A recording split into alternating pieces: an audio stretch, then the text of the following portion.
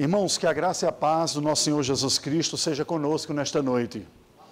Eu gostaria de dizer que para mim, de fato, é uma alegria estar com os irmãos, é sempre bom estar com a Igreja de Deus, né? Com mais uma parcela do corpo de Cristo Jesus, na ocasião da adoração da palavra do Senhor Deus, ouvindo a palavra de Deus, mas adorando ao Senhor Deus. Estar com o corpo de Cristo é um prazer. Eu agradeço a Deus a oportunidade de estar aqui, ao meu colega João Geraldo. Nós fomos contemporâneos de seminário, não é? Depois a gente foi por caminhos distintos, né? E aprove a Deus, na sua providência, nos aproximar nesta ocasião. Eu louvo a Deus pela oportunidade também de estar aqui com os irmãos. Eu venho acompanhado de uma conterrânea sua, a Veridiana, a paranaense, está lá atrás. Fique em pé, por favor, Veridiana. É a minha esposa. E nós estamos ensaiando, assim, do ano passado para esse ano, é a primeira vez que a gente está arriscando sair sem os filhos. Nós temos 4 filhos, não é? Eu paraibano, ela paranaense, 2 filhos paulistas e 2 mineiros. Então a gente é a integração nacional, igual o Rio São Francisco, né? E como a mais velha tem 19 anos, o segundo filho tem 17, nós arriscamos deixá-los assim, vamos ver se eles se viram. Parece que estão se virando bem, né? Até agora entram em contato e estão bem. Estamos com um novo desafio agora, tivemos um desafio inicial, depois que os nossos filhos nasceram, nós temos alguns colegas contemporâneos também que se ingressaram no trabalho missionário, fizeram um convite a nós há bastante tempo, há mais de 10 anos, para irmos ao Chile. Vocês conhecem certamente o Marconi, que acabou indo depois, mas da nossa turma tem o Roster, o Gil, o Pedro, uma turma que se envolveu com isso, Ronaldo, né, que agora está indo para a Nova Zelândia. E nós fomos lá, iniciamos um processo de preparação que depois acabou migrando do mundo latino-americano para o mundo muçulmano. Com a minha esposa nós estivemos visitando alguns campos e decidimos ir a um país que não é tão conhecido, que é a Albânia, é um pequeno país no sudeste europeu de maioria islâmica, 2/3 da população muçulmana, que era um país comunista fechado, isolado, semelhante à Coreia do Norte hoje. Depois que caiu o Muro de Berlim e aqueles países debaixo da influência da União Soviética sob o antigo Pacto de Varsóvia, todos esses assuntos estão voltando agora, né? Quem está acompanhando as notícias aí de Rússia e Ucrânia está vendo que muitos jornalistas estão trazendo de volta aquele tema que na minha adolescência eu estudava à distância, né? Uma coisa sem nem saber direito, e pela graça do Senhor nós caímos lá, né? Naquela situação, com um propósito, não na Ucrânia, um pouco mais abaixo, a Albânia, com um propósito de cooperar com a consolidação da Igreja do Senhor lá. Enfrentamos algumas dificuldades, algumas lutas de saúde, de choque cultural, de língua, uma porção de questões que acabou trazendo um desafio um pouco maior. A APMT, então, nos redireciona para nós nos reconfigurarmos em uma outra alocação daquele continente, que foi Portugal. Passamos um período curto lá, mas a nossa igreja, a mãe, apoiadora, com quem nós temos vínculos muito fortes, a primeira de Belo Horizonte, passou por um período de necessidade também, numa transição pastoral, e solicitou o nosso regresso para apaziguarmos, né, para cooperarmos com o apacentamento da igreja naquele momento. Então,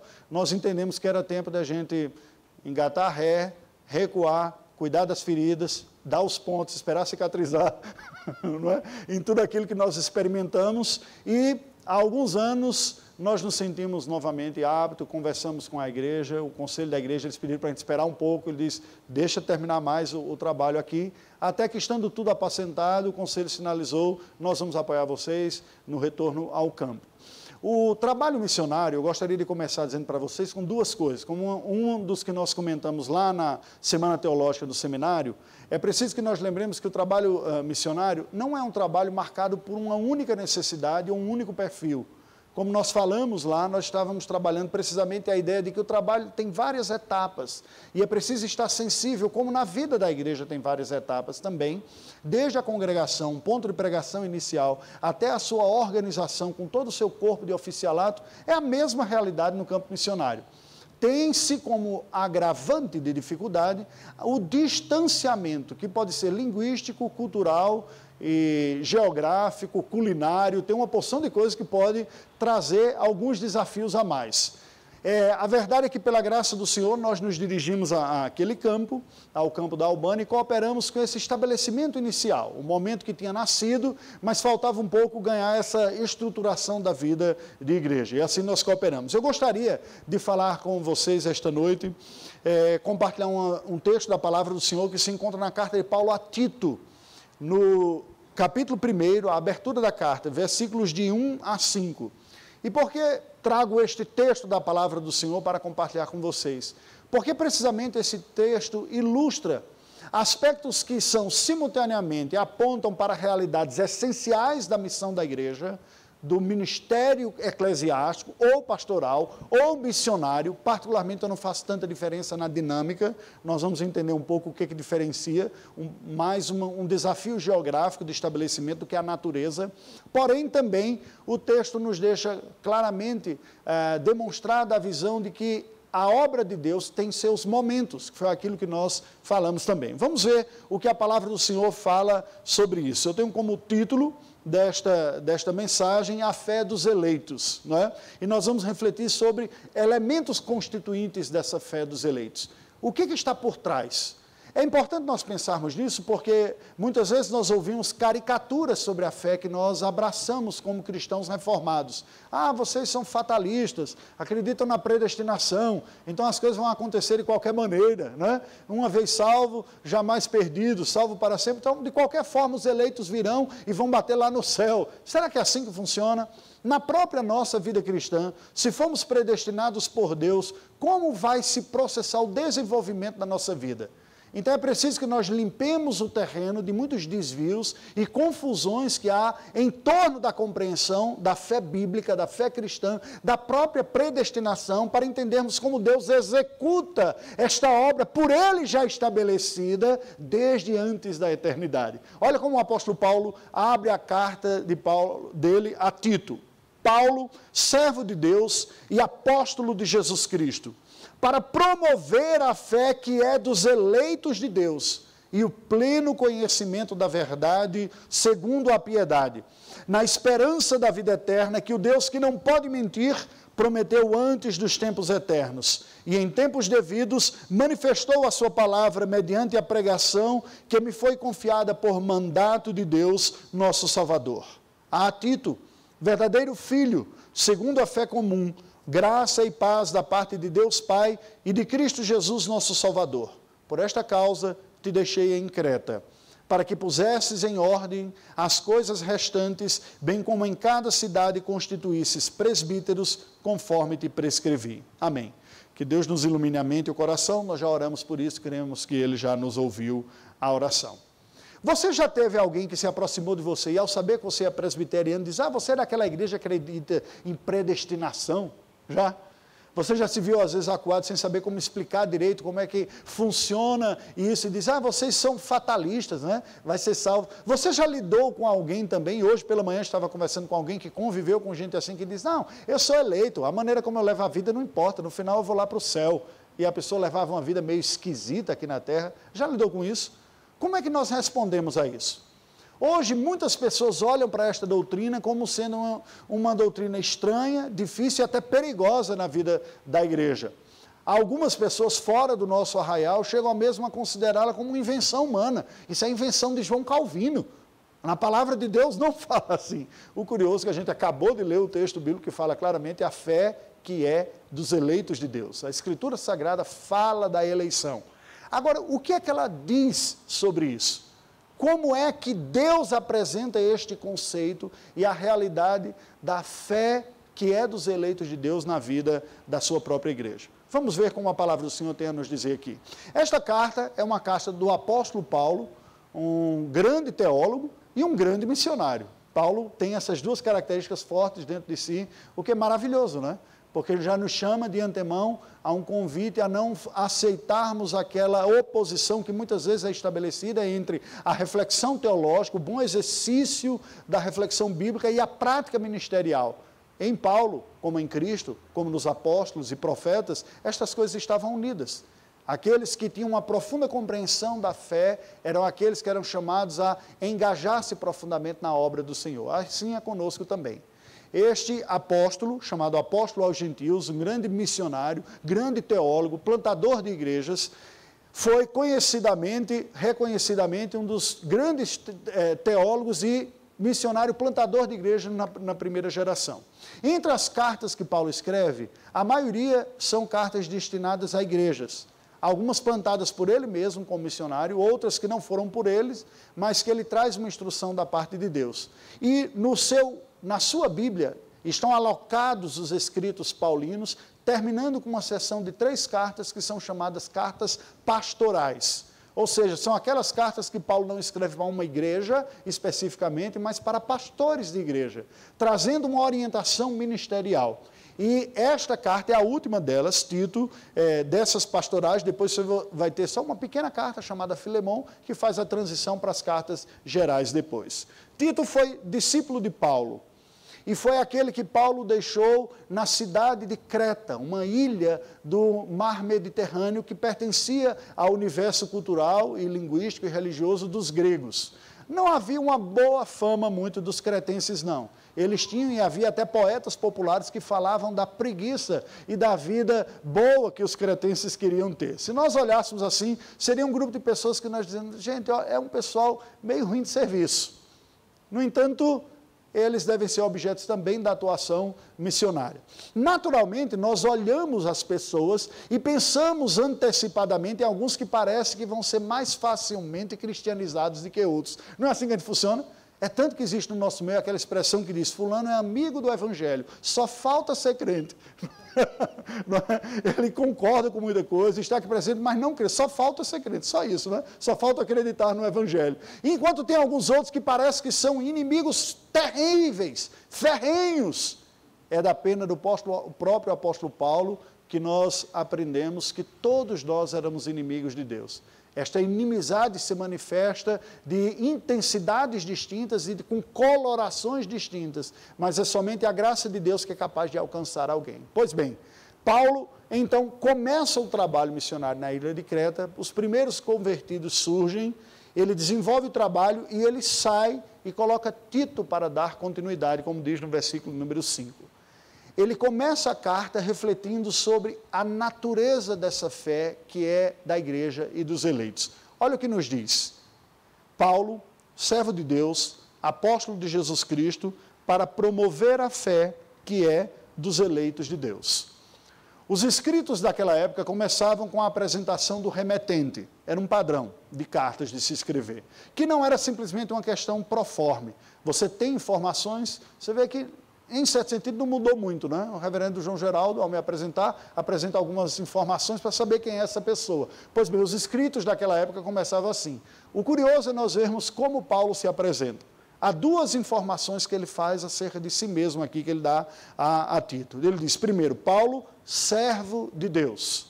Servo que literalmente, se fosse traduzida na língua grega, seria escravo de Deus. A palavra escravo tem uma conotação um tanto negativa para nós brasileiros que experimentamos uma escravidão recente e muito cruel, não é verdade?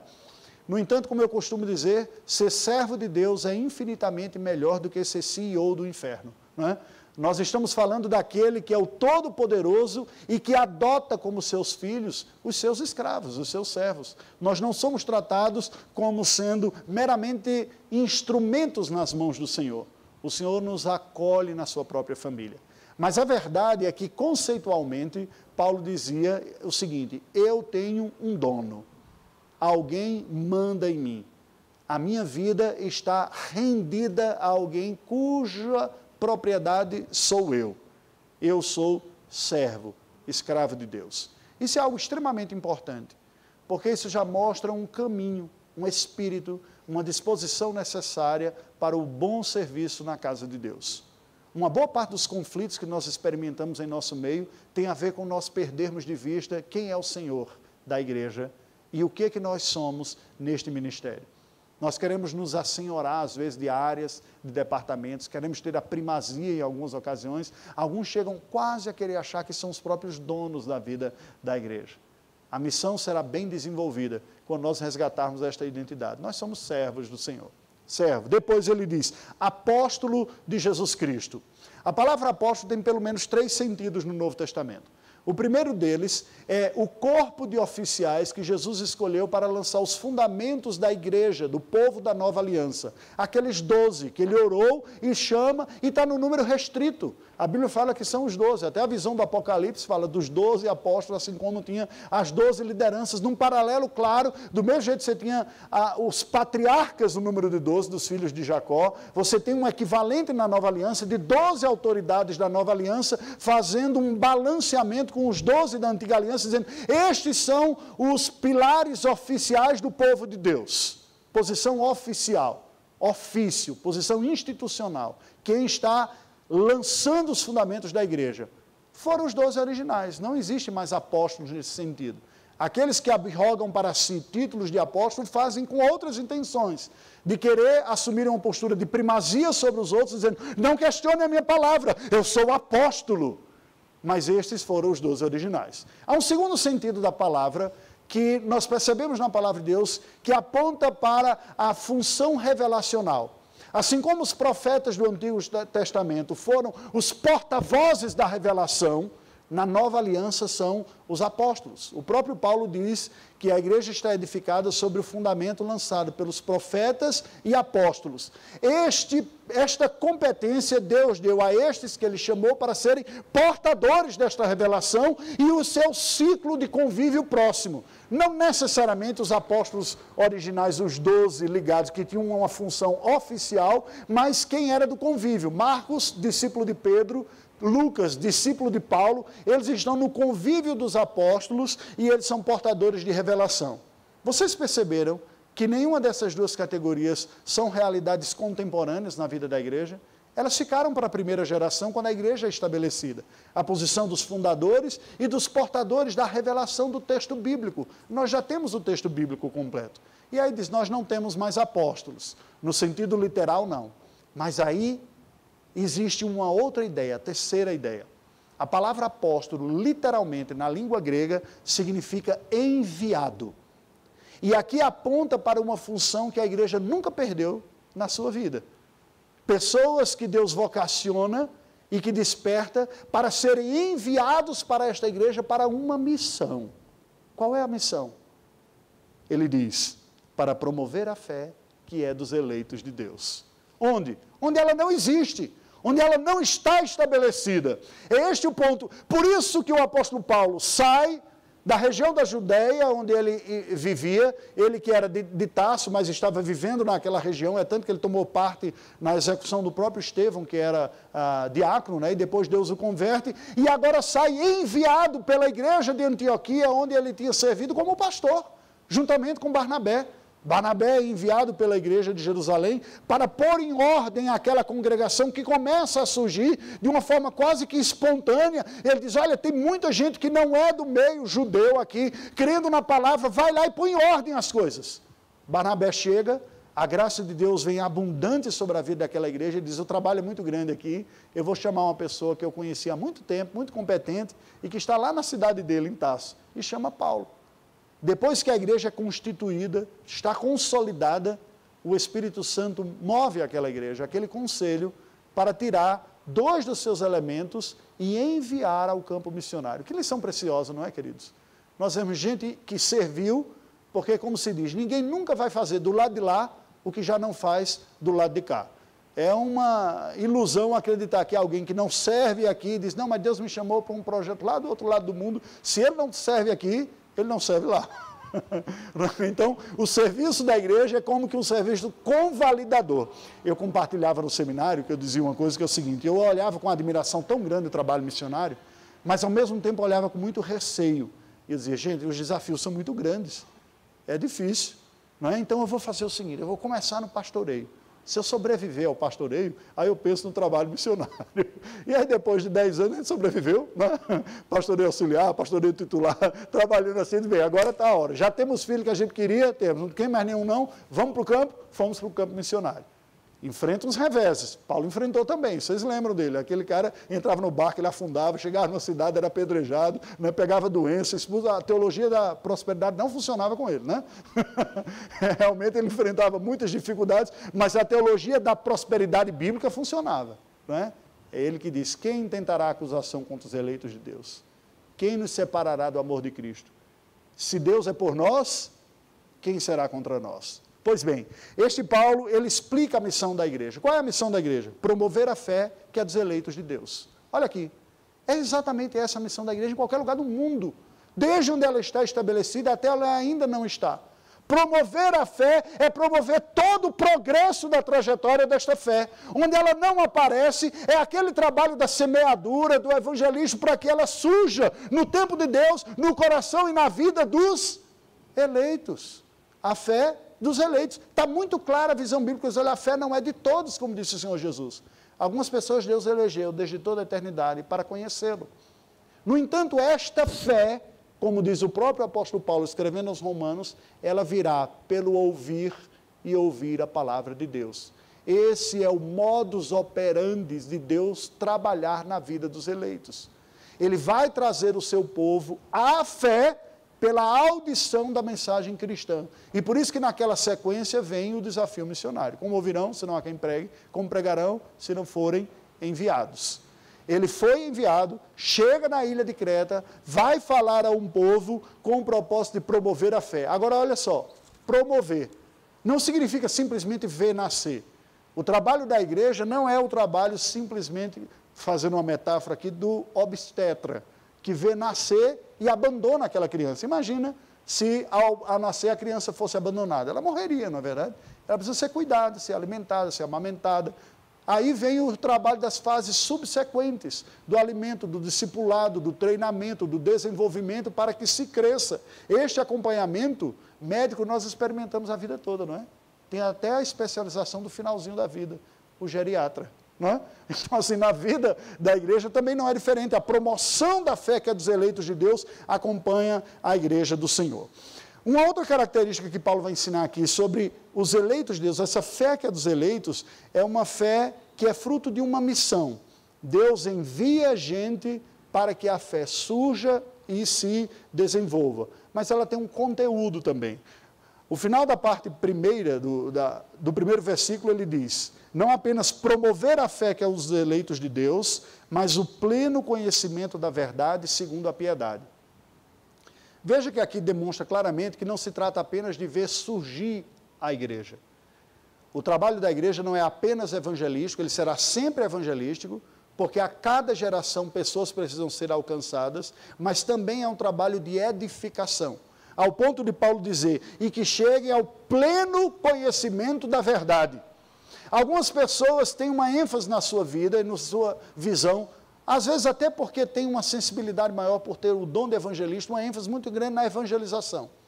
Algumas outras igrejas podem sofrer a tentação de uma visão oposta, de quase que perder de vista a responsabilidade evangelística e pensar só na edificação. O ministério cristão, bíblico, que nós devemos abraçar, ele está envolvido com todas as etapas da manifestação desta fé. É o crescimento, é o nascimento, mas é também o desenvolvimento. Ao ponto de ele dizer, e que chegue ao pleno conhecimento da verdade. Não é algum conhecimento da verdade, não é satisfatório. A ideia bíblica é como um copo de água, que ainda não foi bebido, está plenamente cheio. Agora não mais. O pleno conhecimento da verdade. Preste atenção. Como é que você está diante do conhecimento da palavra do Senhor? Que expectativas você tem quanto ao ministério bíblico na sua igreja? Quando nós olhamos estas palavras, nós percebemos o que Deus tem para nós tem a ver com toda a minha vida. Eu preciso ser motivado por um desejo sincero e verdadeiro de crescer no conhecimento da Bíblia ao ponto de eu encontrar respostas na minha fé, que me capacite a viver como cristão, relacionando esta minha fé com cada faceta da minha vida. Como a minha fé me capacita a viver no meu trabalho, como a minha fé me capacita a viver em família, como marido, como mulher, como pai, como filho, como mãe. Como a minha fé me capacita a viver no mundo político. A resposta que eu vou dar à sociedade neste ano tão tenso de política, prepara que a coisa vai ficar difícil. Nós teremos que ter respostas. Mas para isso, nós não podemos ter um conhecimento superficial, não é verdade? Veja, o trabalho missionário também requer isso. Uma das coisas que nos foi desafiados para ir para a Albânia foi precisamente isso. Uma igreja e não estou falando do nosso trabalho especificamente, estou falando da igreja nacional, ou seja, toda a igreja evangélica no país, ela não tinha 40 anos de existência, porque com o comunismo muito fechado que foi lá, o mais duro do mundo, houve uma perseguição ferrenha a todo tipo de manifestação religiosa, mas em especial os evangélicos, que eram pequenos, não se tem conhecimento estatístico da presença de nenhum durante a fase do comunismo lá. O país se abre, começa a haver evangelização, algumas conversões, no entanto, havia um conhecimento muito superficial, ainda há, da fé. Um dos nossos propósitos, nós não conseguimos permanecer mais tempo, era precisamente cooperar para o fortalecimento dessa igreja. Uma das atividades que nós fizemos foram algumas conferências teológicas na Albânia, de tal maneira que as pessoas pudessem perceber que o que Deus tem para a vida delas é muito mais amplo do que aquela mensagem do beabá que nós estamos acostumados. Nós temos que vir à igreja e olhar para o pastor e dizer, pastor, me alimenta, minha boca está aberta aqui, vai para o escritório, estuda, traz alimento bom que eu quero crescer. Às vezes a igreja fica demandando do pastor energias em outros pontos que só traz prejuízo para ela mesma. Paulo diz, para que cheguemos ao pleno conhecimento da verdade. Agora preste atenção, o conhecimento da verdade, segundo Deus tensionou, não é meramente intelectual. Olha como Paulo termina o versículo. Ele diz, segundo a piedade. O tratamento do conhecimento na palavra de Deus tem uma dinâmica muito peculiar. O mundo grego era aquele mundo que focava no debate intelectual, racional, mas que precisamente não afetava a vida em outros aspectos. Na palavra de Deus não é assim. O conhecimento bíblico deve nos capacitar a dar uma resposta de vida piedosa. De tal maneira que não é saudável, mas é uma espécie de aberração, aquela pessoa que manifesta muito conhecimento teórico, teológico, mas você olha para a vida dela, parece que vai na contramão do conhecimento bíblico. Todos nós temos uma sensação de estranheza, não tem? Eu costumo comparar com a ideia do quadro. É um quadro muito bonito, com uma moldura horrível, caindo os pedaços e feia. Você diz, não combina, estraga o quadro. O conteúdo é muito bom, mas você fica olhando para a moldura o tempo todo, porque ela chama a atenção, ela ofusca, não é? A beleza que nós comunicamos para o mundo é a mensagem de Cristo Jesus, e que é adornada com a imagem de Cristo Jesus, que vai sendo pouco a pouco restaurada na nossa vida. Este é o ponto. Eu não estou falando aqui da virtude pessoal, porque nós somos vasos de barro que carregam um tesouro de ouro, mas estou falando da capacidade de crescer no conhecimento do que Deus quis. E o propósito de Deus é que nós saibamos relacionar o que nós aprendemos intelectualmente com a nossa vida diária. Qual o termo bíblico para isso? Piedade. Piedade nada mais é do que colocar na prática e aplicar na vida o que eu aprendi teoricamente. E Paulo continua, ele diz no versículo 2, na esperança da vida eterna. No conjunto desta mensagem cristã, que foi revolucionária, porque nós estamos falando aqui de um contexto grego, e no mundo grego, a história era tida como uma realidade cíclica que se repetia. Há uma introdução de uma mudança que não é apenas de conteúdo de crença em Deus, de salvação, de vida eterna, mas há um conhecimento que muda a maneira de enxergar a realidade. Agora, uma linha que vem do passado, tem um presente e caminha para um futuro. Como é que isso afeta a mensagem cristã? Ela compõe essencialmente a nossa mensagem com a palavrinha, esperança. A palavra esperança na Bíblia é diferente de como nós usamos. Nós usamos a palavra esperança no dia a dia como expectativa de que vai dar certo. Não é? O sujeito estuda um pouquinho, vai ter um concurso público, tem 10 vagas, 5 mil inscritos, eu estudei um pouquinho, mas eu tenho a esperança de passar. Vocês são de Brasília, vocês conhecem o que é um concurso público. Essa esperança faz sentido? É aquela moça que chega para o rapaz e diz, olha, se morressem todos os homens da terra, todos estivessem casados, sobrasse só você, talvez eu pensasse em lhe dar atenção. Ele diz, ainda há chance. Eu tenho esperança. Quer dizer, tudo está indicando que a coisa não é por aí, mas ele não quer desistir. Não é assim que a Bíblia fala de esperança. Quando a Bíblia fala de esperança, ele está dizendo é algo absolutamente seguro, certo, mas é para o futuro. Não é talvez ocorra, talvez não, e eu fico torcendo para que dê certo. Como é que isso afeta a nossa vida? Nossa geração, de uma maneira muito especial. Nós vivemos intensamente o presente. E muitas vezes perdemos de vista de que Deus é o Senhor absoluto da realidade, da história e do futuro. Ansiedade, crise, medo, síndrome do pânico, realidades que apontam para a aflição do nosso coração, quando a gente olha para o futuro e olhamos como se ele fosse incerto.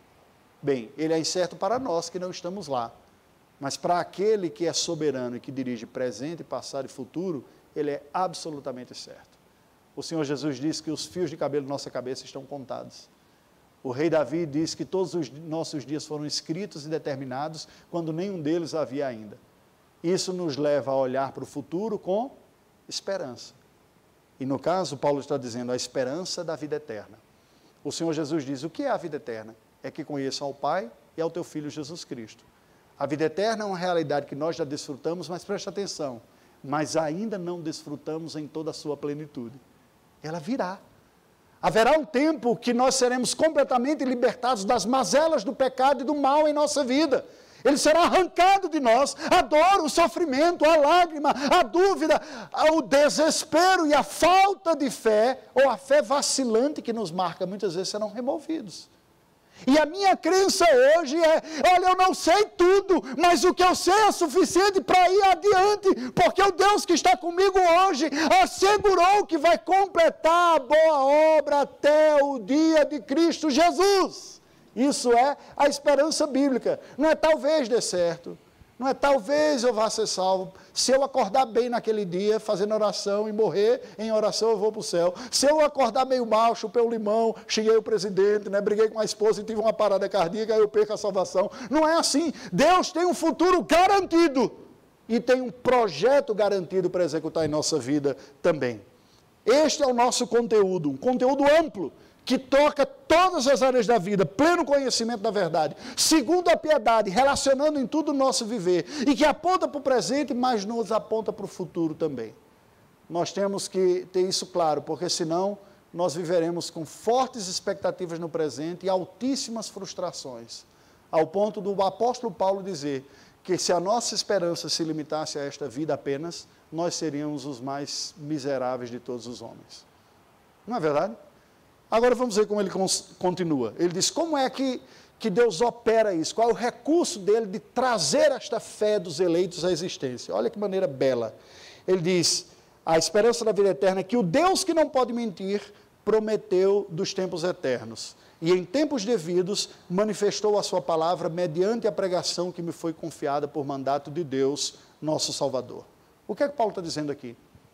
Essa esperança, esta fé, este conhecimento amplo, essa capacidade de relacionar, esta fé que é dos eleitos, esse pacote que Deus tem para o seu povo, ele não foi um projeto de última hora ajustado assim, porque um dia Deus acordou e viu, eita, Adão e Eva pecaram, eu vou ter que bolar um plano aqui para salvá-los. Não, ele está dizendo, esse plano deste conteúdo de fé, ele existe desde os tempos eternos, desde os tempos antigos, desde os tempos eternos.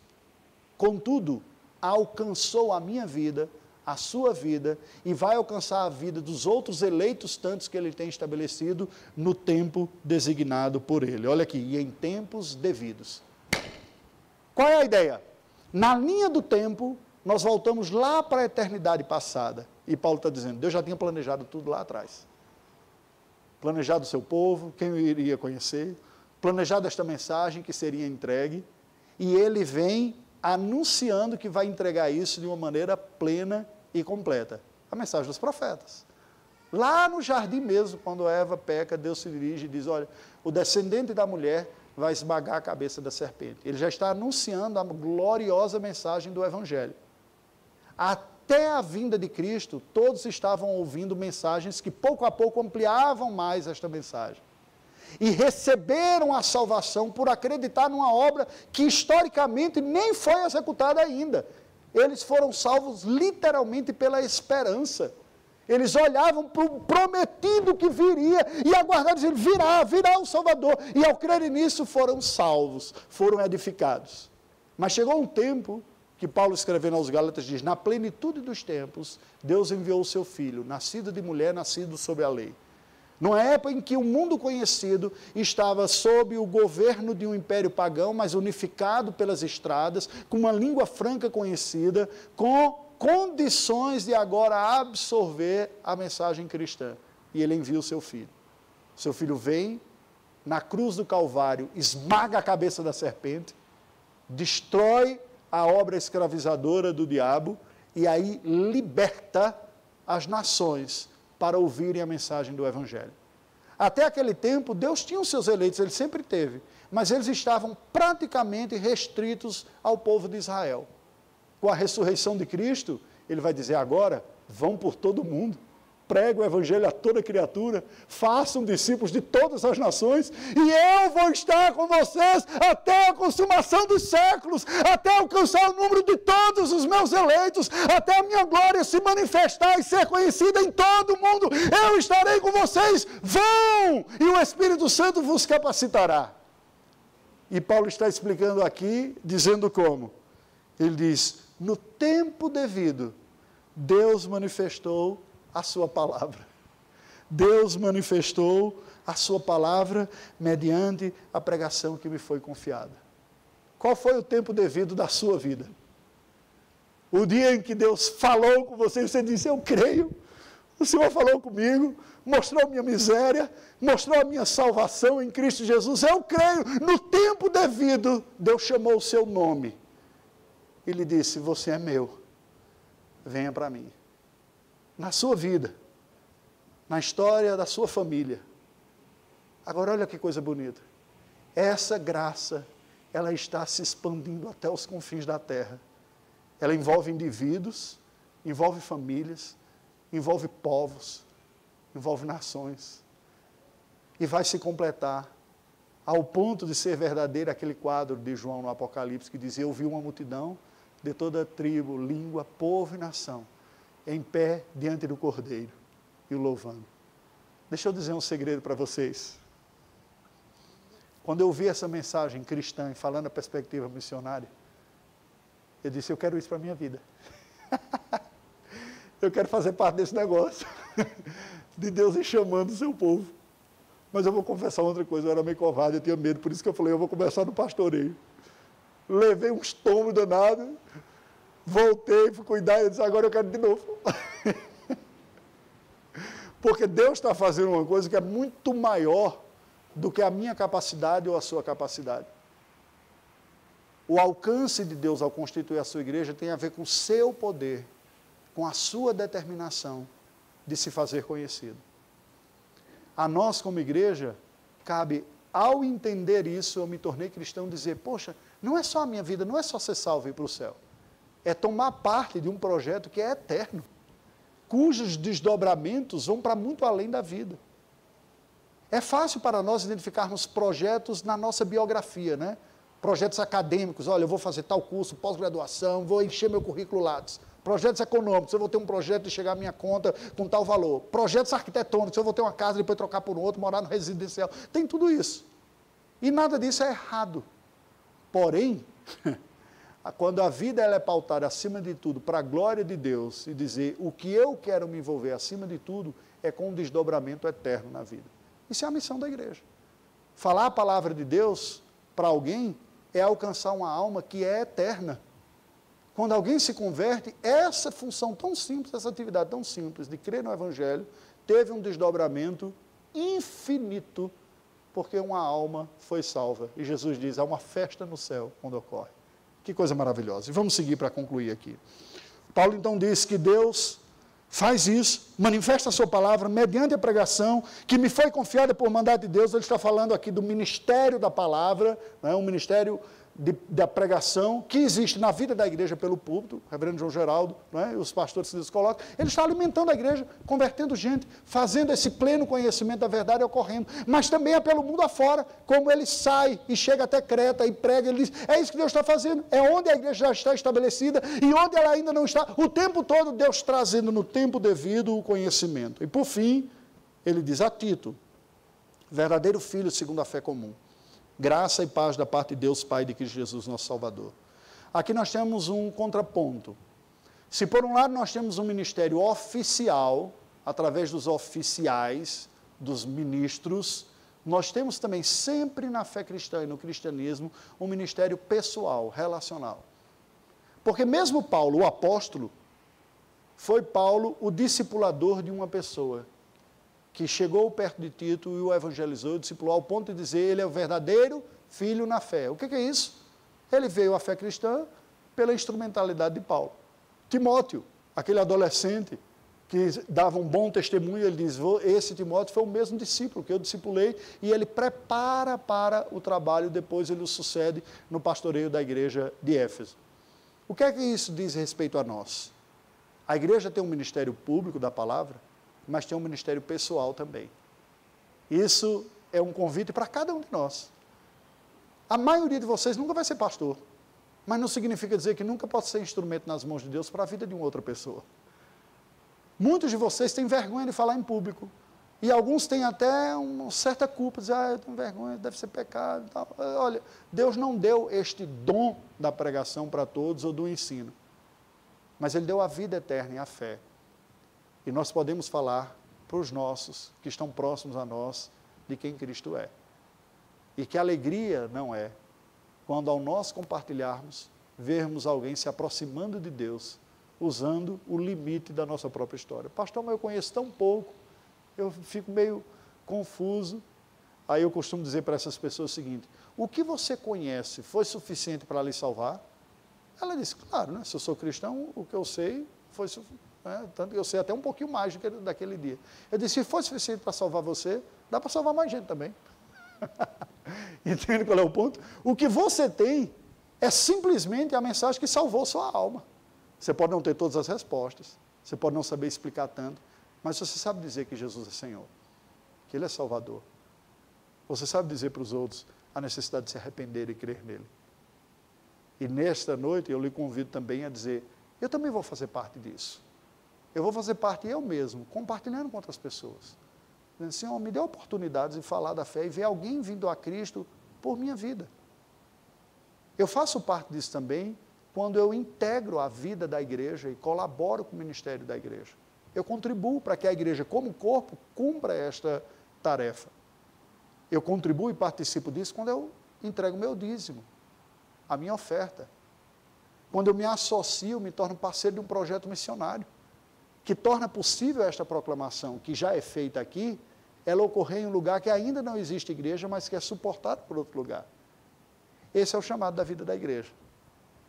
E aí, o versículo 5, Paulo, já está começando a segunda parte, mas eu coloquei aqui, em extensão do que tinha anunciado, porque ele nos mostra claramente que nós estamos em um processo. Ele diz, por esta causa eu te deixei em Creta, para que pusesses em ordem as coisas restantes, bem como em cada cidade constituísse esses presbíteros. E eu quero concluir dizendo o seguinte, a obra de Deus é uma realidade contínua, ela não para, até a volta de Cristo Jesus o seu reino vai estar se expandindo. Para nós, é um convite da parte do Senhor de tomarmos parte. Tivemos aquela experiência, me permita concluir, com uma história pessoal de novo. Nos apresentamos na agência, depois de termos recebido um outro convite para uma outra parte do mundo, eles disseram, não, ali a gente já mandou um missionário suficiente, mas gostaríamos de fazer um desafio para vocês, que ao regressarem agora no campo, nesse início do regresso de vocês cooperem com um pequeno país da América Central chamado Panamá, país cujo trabalho há 10 anos não conseguiu se consolidar. Como vocês experimentaram um pouco dessa contribuição para consolidar lá, ajuda-nos lá no Panamá também. Um país que tem uma presença de 4,5 milhões de habitantes, a maioria católicos romanos, mas que tem pessoas do mundo todo devido ao aspecto liberal econômico do país e o canal do Panamá. Eu, caminhando pela cidade do Panamá, eu vi judeus e muçulmanos. Quer dizer, gente que dá um trabalho danado para você alcançar lá onde eles estão, né? E Deus colocou naquele país com liberdade, um país com liberdade para poder pregar.